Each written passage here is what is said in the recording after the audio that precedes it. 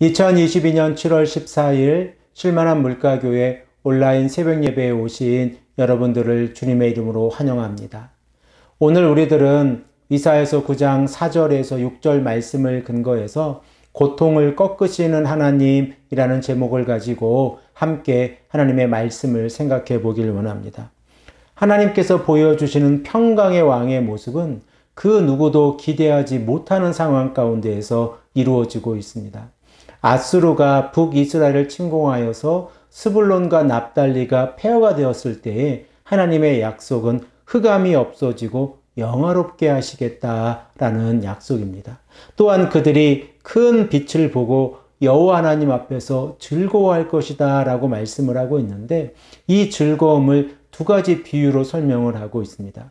그 첫 번째 비유가 추수의 즐거움이고, 그리고 두 번째 비유가 전쟁의 전리품을 나누는 즐거움입니다.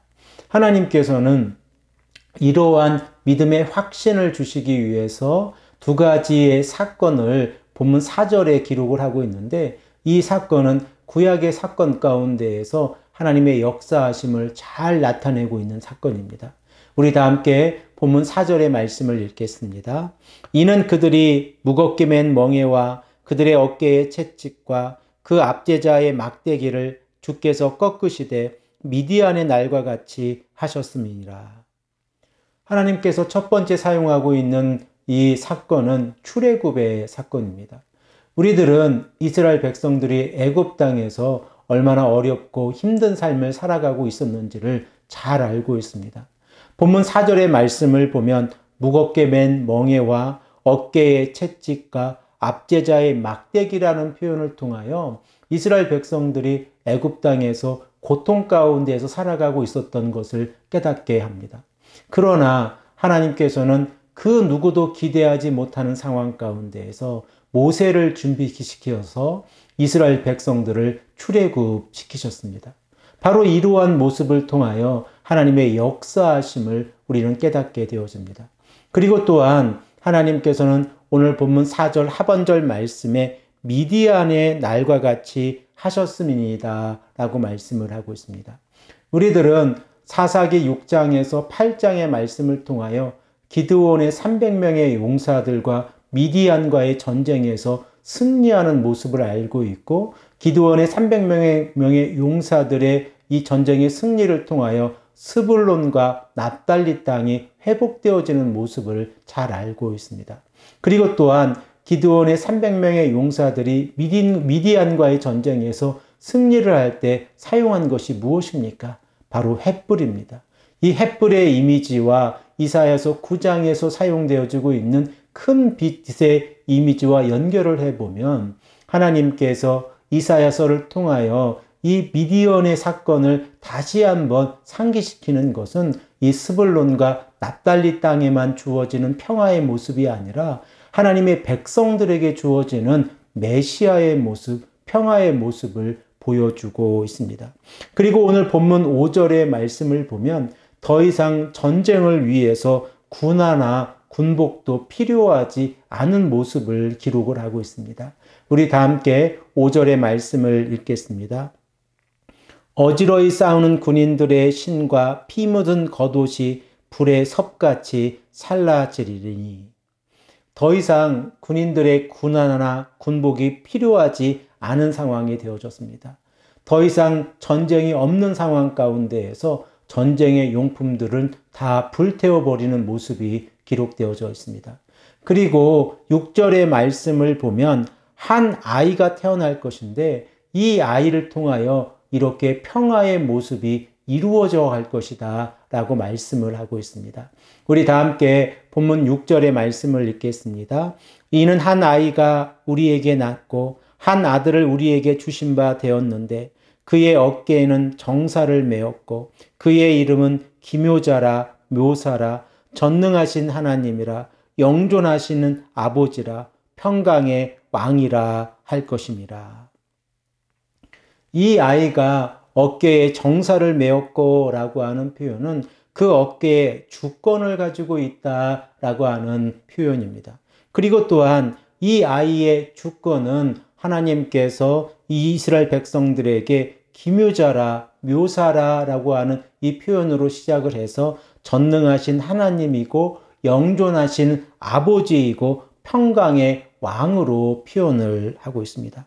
이러한 특징을 가지고 있는 아이가 하나님의 백성 가운데 태어날 것이다 라고 말씀을 하고 있는데, 우리들은 이 아이가 이사야 시대의 히스기야 왕이 아니라고 하는 사실을 잘 알고 있습니다. 왜냐하면 왕이 스스로 전능하신 하나님이 될 수 없다는 것입니다. 그러면 이 아이는 누구입니까? 바로 메시아를 상징하고 있습니다.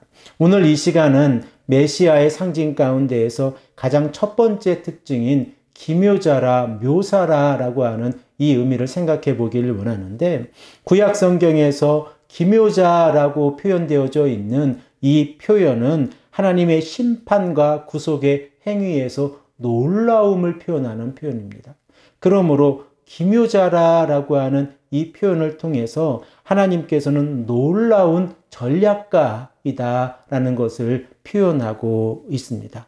그리고 그 의미는 왕의 지혜를 가지고 백성들을 잘 다스리는 것을 뛰어넘어서 문맥상 가지고 있는 이 전쟁으로부터 모든 평화를 가져오고 인간의 계략을 뛰어넘어서 영적인 지혜를 가지고 있는 이 아이의 모습을 기록을 하고 있습니다.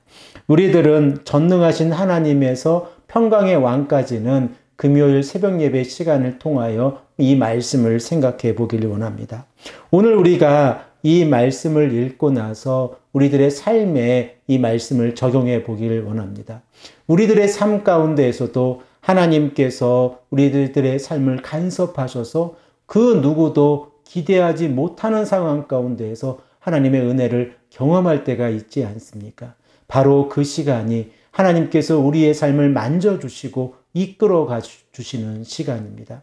우리들의 삶 가운데에서 죄의 끝자락에서 복음을 만나신 적이 있지 않습니까? 그 복음을 만나 우리가 예수 그리스도를 우리의 구원자로 고백하며 나아갈 때에 하나님께서 임마누엘의 품 안에 우리를 품어주십니다.